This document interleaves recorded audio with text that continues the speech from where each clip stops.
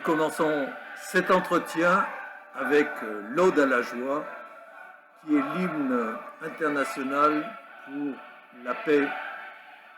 Alors en cette veille du 11 novembre, j'aimerais avec vous, frères et sœurs, rappeler l'importance de la paix alors que nous fêtons ces guerres qui ont marqué notre pays et tous les morts que notre pays et d'autres pays ont eu à souffrir pour finalement arriver à la paix, parce qu'il faut toujours arriver à la paix. Alors certainement que nous avons les uns les autres à contribuer sérieusement à cette paix dans nos rapports dans le monde. Et nous savons combien cette paix est importante à chacun pour nous dans notre vie.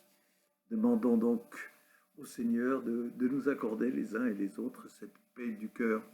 Et peut-être que nous pourrions le faire avec cette prière de François d'Assise qui déjà en son temps invitait à la paix.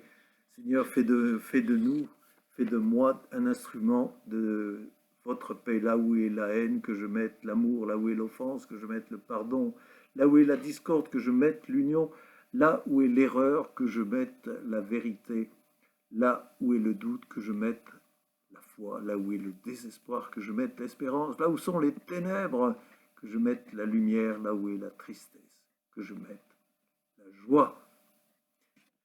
Oui Seigneur, nous te demandons pour notre pays, mais pour toutes les nations, d'avoir le bonheur de cette paix. Nous le savons, nous qui bénéficions maintenant depuis de nombreuses années de la paix après avoir connu tant de désolation de la guerre. Alors nous savons combien cette paix est importante et nous disons dans chaque Eucharistie, la messe nous rappelle sans cesse par le Christ l'importance de la paix dans le cœur, mais la paix dans notre vie, dans les rapports que nous avons les uns avec les autres. Au début de la célébration, vous le savez, on dit bien que le Seigneur vous donne la grâce et la paix. Et oui. Et tout au long de la célébration, nous allons entendre cet appel à la paix que le Seigneur veut pour chacun d'entre nous. Demandons-lui alors de nous rappeler sans cesse cette paix que nous lui demandons dans la prière pour la paix. Seigneur Jésus-Christ, tu as dit à tes apôtres, je vous laisse la paix, je vous donne ma paix. Voilà, ne regarde pas nos péchés, mais la foi de ton Église.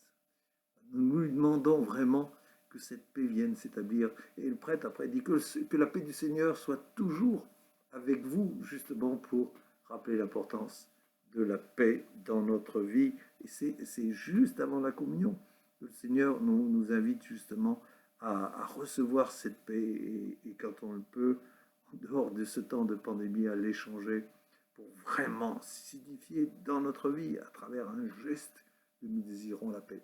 Et puis la célébration se termine, vous le savez, vous l'entendez à chaque Eucharistie, allez dans la paix du Christ.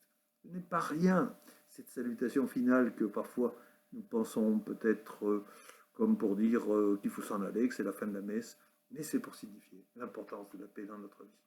Alors frères et sœurs, pour ce 11 novembre, que la paix soit dans les cœurs de nous tous, que la paix du Seigneur continue à protéger les nations dans le monde entier et que ce soit pour nous une volonté de prier pour la paix dans tous les pays qui sont en guerre ou en conflit.